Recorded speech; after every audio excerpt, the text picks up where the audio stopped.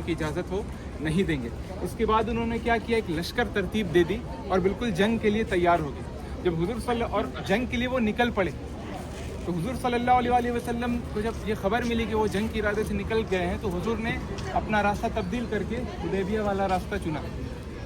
مگر پھر بھی یہ تھا کہ وہ بالکل کافر جو تھے وہ جنگ کے لیے تیار تھے، جنگ کے لیے آمادہ تھے۔ تو حضور صلی اللہ علیہ وسلم چونکہ احرام کی حالت میں تھے، صحابہ اکرام احرام کی حالت میں تھے، تو حضور نے صلح کا ارادہ کیا کہ ہم صلح کو اپنائیں گے۔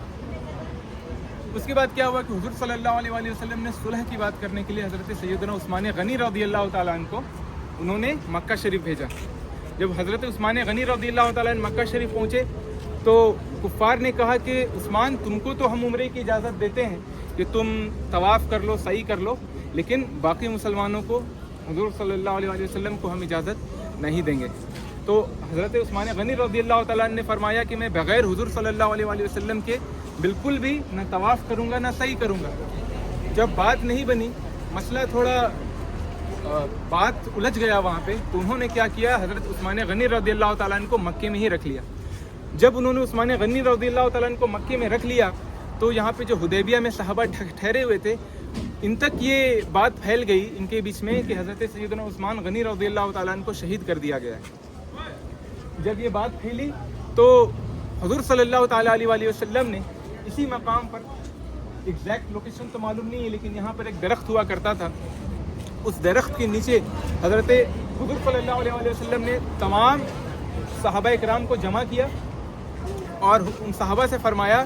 کہ عثمان غنی رضی اللہ تعالیٰ عنہ کے خون کا بدلہ لینا ہم پر ضروری ہے، تو کیا تم ہر حال میں میری اطاعت کی بیعت کرتے ہو؟ تو تمام صحابہ اکرام نے کہا کہ جی ہاں، ہم آپ کی ہمیشہ اطاعت کریں گے۔ اس معاہدے کو بیعت رضوان کہا گیا۔ یہ قرآن شریف کی 2 سورتوں میں اس کا تذکرہ ہے، اس بیعت کا۔ بعد میں حضرت عثمان غنی رضی اللہ تعالیٰ عنہ کے تعلق سے یہ خبر معلوم ہوئی کہ حضرت عثمان غنی رضی اللہ تعالیٰ عنہ زندہ ہیں، ان کو شہید نہیں کیا گیا ہے۔ جب حضور صلی اللہ علیہ وسلم نے کافروں کی طرف حضرت عثمان غنی رضی اللہ تعالیٰ عنہ کو صلح کے پیغام کے ساتھ بھیجا تو کافروں نے بھی کچھ لوگوں کو بات چیت کرنے کے لیے حضور صلی اللہ علیہ وسلم کے پاس بھیجا، اور اس دوران ایک معاہدہ سائن ہوا، ایک پیکٹ سائن ہوا۔